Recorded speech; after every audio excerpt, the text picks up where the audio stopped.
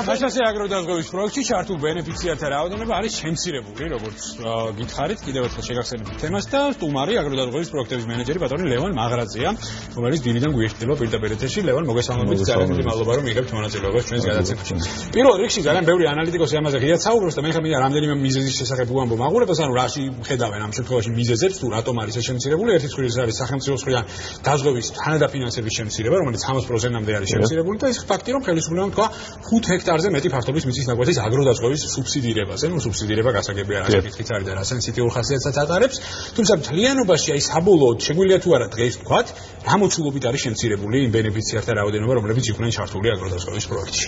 მადლობა მოწვევისთვის პირველ რიგში. რაც შეეხება შემცირებას, ამას ასე არ დავარქმევდი, ასე ვთქვათ, ვინაიდან ჩვენი მიზანი გამიზნულად 1 სექტემბრიდან 2014 წლის იყო ის, რომ თავიდან სუბსიდიის წილი იქნებოდა მაღალი არანაირი შეზღუდვის გარეშე, ყოველგვარი შეზღუდვის გარეშე, რათა მოგვეზიდა, ანუ მასიურად გაგვიყიდა პროდუქტი და გაგვეგებინებინა მოსახლეობისთვის და ფერმერისთვის თუ რამდენ მნიშვნელოვანია აგროდაზღვა. შესაბამისად გასულ წელს 94%-იანი თანადაფინანსება განვახორციელეთ და 2015 წელს იყო გადაწყვეტილება თავიდანვე მიღებული, რომ ჩვენ აღარ გვიქნებოდა მასიური გაყიდვები, დავაკვირდებოდით პროცესს, ვინაიდან პირველი წელია, დავაკვირდებოდით როგორც ზარალების ანაზღაურებას, ისე პოლისების გაცემას. ვინაიდან პროცედურულადაც და ზარალის ანაზღაურების კუთხითაც ძალიან მოცულობითია აგროდაზღვის ეს საქმიანობა და შესაბამისად ჩვენი მიზანი იყო რომ ბევრი მიიჩნევს რომ ამ შემთხვევაში რამდენადაც მოცულობითია კონცეფციურად და ამას აბსოლუტურად გიდასტურებთ, იმდენად მოცულობითი არ არის თქო პროექტში ჩართული ადამიანების რიცხვი. და ამაზე საუბრობენ. კი ბატონო, აი მაგაზე ვთქვი რომ მოგახსენოთ 25000 ფერმერზე მეტი არის დასწრებული, რაც შეეხება 2015 წელს, სულ გაცემულია 5000-ზე მეტი პოლისი, შესაბამისად და ეს 2015 წელს გულისხმობ 1 აპრილიდან დღემდე, რაც საშუალოდ თვეში 1000 პოლისს უდრის, აქედან და 190 მილიონ დოლარამდე რისკია დაზღვეული საბოლოო ჯამში.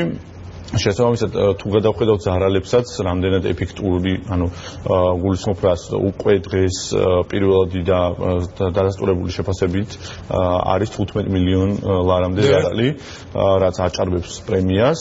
შესაბამისად ამის ეფექტურობას დავთვლით ბოლოს უკვე როცა დამთავრდა. კი ბატონო, აბსოლუტურად მესმის, თუმცა აი პიარის კომპონენტზე მინდა გითხრათ, რომ სათანადოდ არ იყვნენ ამ შემთხვევაში ბენეფიციარები ინფორმირებულნი.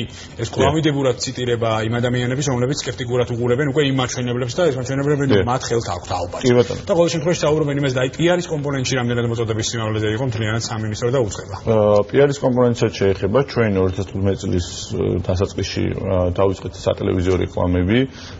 შევხვდით ყველა თვითმმართველ ორგანოს, გავაცანით პროექტი, ასევე თვითმმართველ ორგანოებში და ასეთ შეხვედრებს ესწრებოდნენ ფერმერები, ვინც შეიძლება ყოფილიყო გამიზნულად მომხმარებელი. შესაბამისად ჩვენ 2015 წელსაც ყველა ის დიდი ანაზღაურება, მაგალითად 222000 ლარი, რომელიც აუნაზღაურდა ხახვის ფლობელ ფერმერს, რომელიც სეტყვისგან დაზარალდა. ყველა ამ ტიპის აქციასაც ვთქვათ ვაშუქებდით და არ დაგვიკვირდა მცდელობა, უბრალოდ მაინც ინფორმირებაში მაინც ხედავთ გარკვეულ ხარვას. იქნება თვითმმართველობების კომპონენტი შეიძლება და უფრო ეფექტურად გამოყენებული. ჩვენ ვფიქრობთ, რომ უფრო ეფექტურად შეიძლება გამოყენებული იქნას თავად კერძო სექტორიდან, გულისხმობთ საზღვაო კომპანიებს, 6 საზღვაო კომპანიაა ჩართული. შესაბამისად მათ პირველ წელს არ გააჩნდათ არანაირი ვალდებულება, ვთქვათ, რაიმე ტიპის მარკეტინგული კამპანია ეწარმოებინათ და შესაძლებელია ამას განაპირობებინა ის, რომ ვიღაცას დღეს უკმაყოფილების გზნობა აქვს დარჩენილი. ხო, ზოგადად ჩვენ და საზღვაო კომპანიები შეთანხმებულად მუშაობთ იმისკენ და ჩვენ ვხედავთ, რომ ვიღაცა ამ ტიპის უკმაყოფილებას გამოთქვამს. კი ბატონო, სადაზღვევებზეც მოგვიანებით გითხავთ და ასევე გითხავთ აუცილებლად მიკროსაფინანსოებისა და ზოგადად ფინანსური ინსტიტუციების თანამონაწილეობაზე, თუმცა შარშან გაცილებით უფრო დიდი ფართობები და დიდი კომპანიები ეზღუდიან ამ შემთხვევაში, თუმცა დღეს უკვე აქცენტი კეთდება გაცილებით უფრო მცირე მასშტაბებზე. აი მთლიანობაში რამდენად კარგად გააივლო ეს ზღვარი და აი მთლიანობაში რა აქტივობას ველოდებით და აქაც ხომ არ უნდა შევხვდეთ, ვთქვათ, მსგავს ხარვეზებს, იმიტომ რომ ამის შესახებ ძალიან ბევრი ითქვა და ამის შესახებ ძალიან ბევრი საუბრობს. შეიძლება გარკვეულ სეგმენტში არსებობდეს ხარვეზები და უფრო ეფექტურად შეიძლება გამოყენებულიყო ეს ყველაფერი. აი, გაცილებით უფრო მცირემიწიან კომპონენტში რამდენად უფრო ეფექტურად მოხდება ეს ყველაფერი? მცირემიწიან კომპონენტსაც შეეხება ჩვენ გეგმავთ რომ ანალიზი გავუკეთოთ ანაზღაურებულ ზარალსა და თავად მომხმარებლის მიერ გადახდილ და ჩვენს გადახდილ ასე ვთქვათ თანხებს შორის. ანუ გულისხმობ რას, რამდენად ეფექტურია ის რომ ჩვენ გათვლა გვაქვს ვთქვათ 5 ჰექტარამდე აი ეს რამდენად კარგი მოდელია და აპრობირებული მოდელია რაც რაც შეეხება პირველი წლისთვის ჩვენ ორივე მეთოდი ასე ვთქვათ შევაფასეთ, ანუ გულისხმობ ერთი როდესაც არ იყო შეზღუდვა და ყველა მიიღოთ მონაწილეობა, მეორე როდესაც შეზღუდვაა და შესაბამისად ძალიან კარგი მასალა გვექნება ასე ვთქვათ იმისთვის რომ მომავალი წლიდან და უკვე არსებობს ამის ვთქვათ განვითარების გეგმა და ამაზე უკვე მუშაობა დაწყებულია, შესაბამისად გვექნება ძალიან კარგი შედეგები. ძალიან ბევრ ადამიანს აინტერესებს ფიზიკურ პირს, მთლიანობაში აი გარდა მოსავლისა. იგეგმება თუ არა კონცეფციურად თვითონ აი მსხვილფეხა საქონლის პირუტყვის დაზღვევა. კონცეფციურად იგეგმება, კი ბატონო, ანუ გულისხმობ იმას, რომ ის 5-წლიანი გეგმა, რომლის ასე ვთქვათ გაწერაშიც დაგვეხმარა დონორი ორგანიზაციები, იქ არის მსგავსი ტიპის განვითარების სტრატეგია, შესაბამისად ამას ნამდვილად ვერ გეტყვით რომ 2016 წელს თქვა იქნება უკვე მესაკონცეფციურად კონცეფციურად მუშაობთ. კი, რა თქმა უნდა. და მაშინ ჩემი შემაჯამებელი კითხვა ბატონო ლევან, ამ შემთხვევაში მიკროსაფინანსოებზე განვაცხადე კიდე შესავალში აუცილებლად გითხავდით.